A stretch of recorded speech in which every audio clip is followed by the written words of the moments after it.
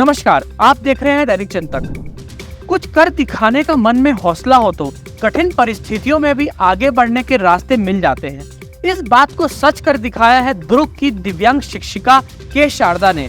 के शारदा प्रदेश की पहली दिव्यांग शिक्षिका है जिसे इस बार शिक्षक दिवस पर राष्ट्रपति पुरस्कार मिलने जा रहा है। 5 सितंबर यानी कल राष्ट्रपति द्रौपदी मुर्मू उन्हें राष्ट्रीय शिक्षक सम्मान से सम्मानित करेंगी। शारदा देश भर के उन 50 शिक्षकों में शामिल है जिनका चयन राष्ट्रपति पुरस्कार के लिए हुआ है। यह सम्मान उनके शिक्षा और छात्रों के प्रति समर्पित भाव से कार्य करने और उनके इनोवेशन के लिए दिया जा रहा है। वे वर्तमान में जिले के खेदामारा की शासकीय पूर्व माध्यमिक शाला में गणित की टीचर है। उन्होंने अपने दिव्यांगता को अपनी कमजोरी बनने की बजाय उसे अपनी ताकत बनाया है। शारदा ने शिक्षा के क्षेत्र में नवाचार से छात्रों को सिखाने की क्षमता में एक बड़ा बदलाव लाया है। के शारदा के अनुसार सरकारी स्कूलों में भी अगर शिक्षक चाहे तो कम संसाधन में भी अच्छी शिक्षा बच्चों को दे सकते हैं। हमें हर बात के लिए सरकार पर निर्भर नहीं होना चाहिए। वे बताती हैं कि अपनी स्कूली शिक्षा के दौरान लोगों ने उन्हें कभी आगे आने का मौका नहीं दिया, लेकिन शिक्षिका बनने के बाद उन्होंने अपने छात्रों को नई तकनीक से पढ़ाने के लिए नवाचार किया है। जी दीदी, आप सम्मानित होने जा रहे हैं, किस विषय पर आपको सम्मानित किया जा रहा है? नमस्कार, मैं के शारदा शासकीय पूर्व माध्यमिक शाला खेदामारा ब्लॉक एंड डिस्ट्रिक्ट दुर्ग की शिक्षिका हूँ और मेरा जो चयन है राष्ट्रपति अवार्ड नेशनल टीचर अवार्ड के लिए राष्ट्रपति जी के हाथों सम्मानित होने के लिए 5 सितंबर को मेरे को चुना गया है और मुझे बहुत खुशी है कि मुझे इस अवार्ड के लिए चुना गया। और मैंने जो है अपने शिक्षण में बहुत सारे नवाचार यूज़ किए हैं जिसके कारण इन नवाचारों के कारण मुझे इस चयनित किया गया। मैंने अपने शिक्षण में डिजिटल चीज़ों का इस्तेमाल किया है जैसे AR technique, augmented reality, cartoon videos, digital TLMs का निर्माण और ऑफलाइन में भी मैंने 100 से ज़्यादा TLM बनाए हैं। इसके साथ ही कोविड-19 के समय जब मैंने जो है 270 वीडियोस बनाए थे हमारे स्कूली शिक्षा विभाग के लिए, जिसमें 200 वीडियोस को हमारे एजुकेशन डिपार्टमेंट और स्कूली शिक्षा विभाग द्वारा अप्रूवल भी मिला था। और साथ ही साथ जो है मैंने NEP के तहत बहुभाषा को बढ़ावा देने के लिए कुछ बुक्स का भी निर्माण किया, जैसे नैतिक शिक्षा का सार। ये 50 कहानियों की पुस्तक थी जिसको मैंने हिंदी से अंग्रेजी और फिर छत्तीसगढ़ी में अनुवाद किया था। आगे चल के मैंने हल्बी में एक पुस्तक का निर्माण किया जिसमें हल्बी जानकर शिक्षकों की मैंने मदद ली थी और एक तरफ इसमें हल्बी है और दूसरी तरफ हिंदी में कहानियाँ हैं, ताकि और बस्तर के क्षेत्र के जो कल्चर है उसको भी मैंने इस पुस्तक में समावेशित किया है।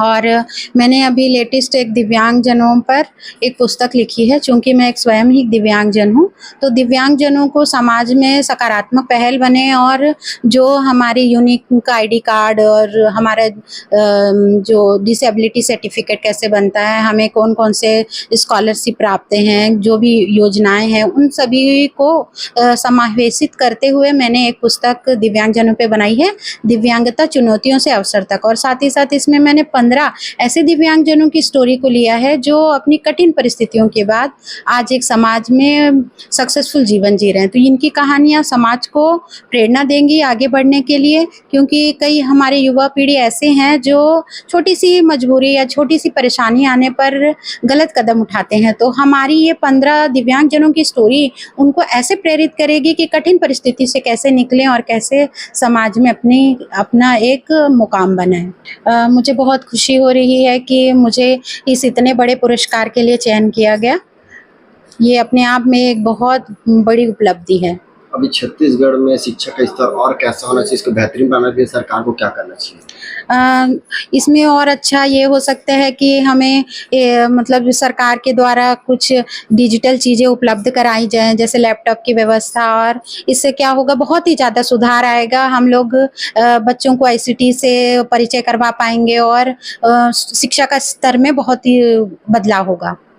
पहले से तो बहुत अच्छा है और बहुत ज़्यादा बदलाव भी हो रहे हैं। हम लोग को डिजिटल चीज़ों के लिए भी प्रशिक्षित भी किया जा रहा है और हम अच्छी सुविधाएं भी हमको प्रदान की जा रही हैं। तो बच्चे लोगों के लिए भी आगे चल के बहुत अच्छा कार्य भी हो रहा है और हमारे विभाग के द्वारा भी हमें पहल की जा रही है। तो एक अच्छा बदलाव है।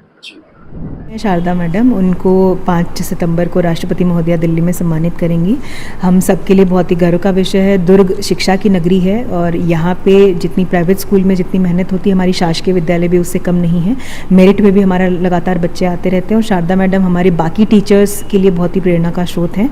और भी बहुत टीचर हैं जो लगातार स्कूल में मेहनत करते हैं बच्चों के साथ में और उनके रिजल्ट को लेकर के मेहनत करते हैं। मुझे पूरी उम्मीद है इससे बाकी सभी को प्रेरणा मिलेगी और हम सभी अच्छा काम इसमें करेंगे। शिक्षा का तरीका, पढ़ाने का तरीका युग के साथ साथ बदलता रहता है और हमारे टीचर्स इसमें अर्ली अडॉप्टर्स होते हैं। तो कोविड के बाद से विशेषकर डिजिटल तरीके से पढ़ाई का तरीका बढ़ा है और उससे बच्चे किताबों से बाहर जा कर के बाकी और चीज़ें भी सीख सकते हैं। उसके साथ ही जो उनको पुस्तकों को लेकर के या पढ़ाने के तरीके को लेकर के कई बार क्लासरूम में बहुत सारी इश्यूज़ रहते हैं, बोरिंग हो जाता है, बच्चों का मन नहीं लगता है। तो ये जो नवाचारी तरीके हैं, इससे बच्चे मन लगा करके विषय को अच्छे से समझ भी पाते हैं और उनकी कॉन्सेप्चुअल अंडरस्टैंडिंग बढ़ती है। तो शारदा मैडम ने इसमें एक मिसाल कायम की है और हमारे सभी टीचर्स, मुझे उम्मीद है, इसको अडॉप्ट करके अपनी स्कूलों में इसका करेंगे। धन्यवाद। आप देख रहे हैं दैनिक चिंतक। आगे की अपडेट के लिए बने रहे हमारे साथ। हमारे चैनल को लाइक, सब्सक्राइब और शेयर करना ना भूलें।